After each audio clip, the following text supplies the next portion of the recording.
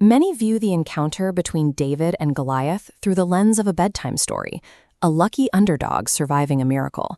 This perspective obscures the tactical reality of a conflict governed by physical laws.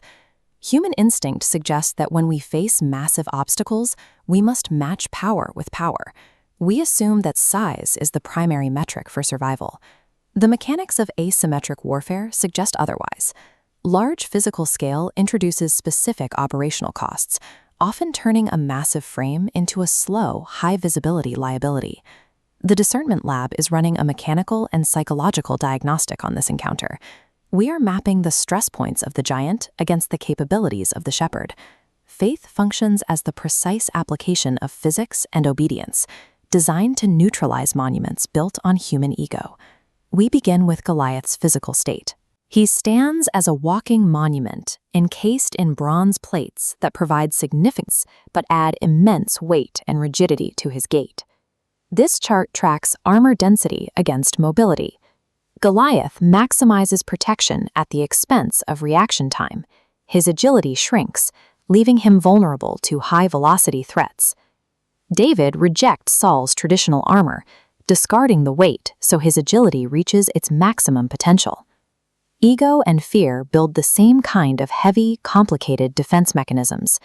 We often wear social or professional armor that eventually exhausts us under its own weight.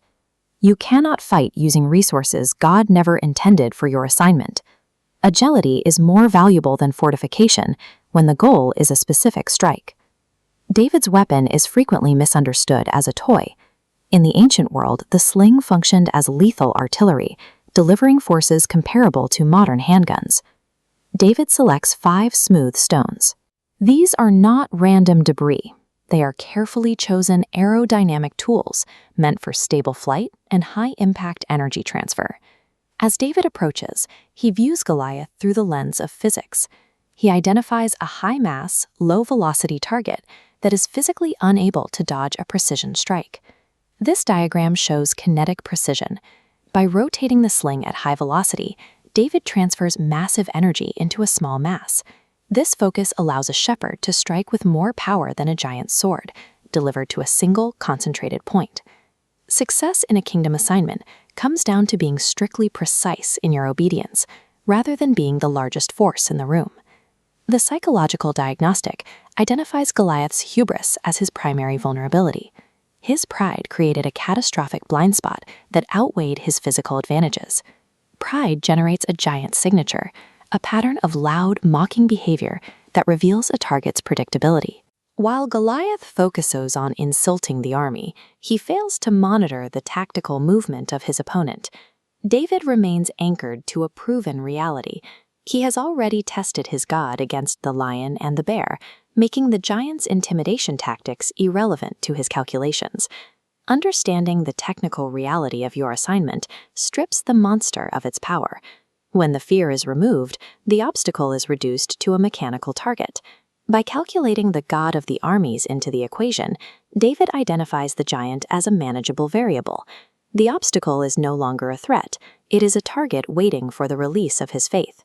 The Discernment Lab data concludes that in the mechanics of reality, overwhelming size does not guarantee a victory. Pride builds a massive, rigid target that lacks the momentum to adapt.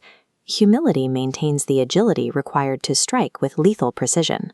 When you face an immovable giant in your own life, the most inefficient strategy is attempting to outmuscle it. Stop. Strip off the armor of ego. Identify the assignment you were actually given, and lock your focus on the victory that has already been spoken.